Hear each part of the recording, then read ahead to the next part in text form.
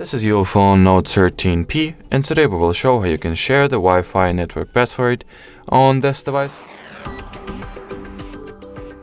So first of all, we need to somehow get to the Wi-Fi settings page. The quickest, the most convenient and universal way to do that is by opening the notification center, which you can do by swiping downwards from the top part of your display. In here, among the shortcuts available, look for the Wi-Fi shortcut specifically that looks just like so, then tap and hold on it. And while at the Wi-Fi, or should I say when at the Wi-Fi setting page, choose the network that you would like to share the password of. I'll go with the one that I'm currently connected to. Tap on it, and once at the network details page, tap on the share icon.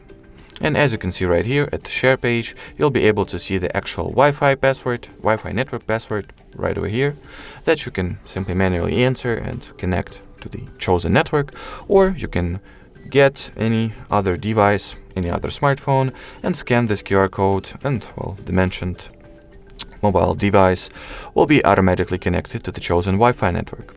Alrighty, so that would be pretty much it for this video. Thank you so much for watching, and bye-bye.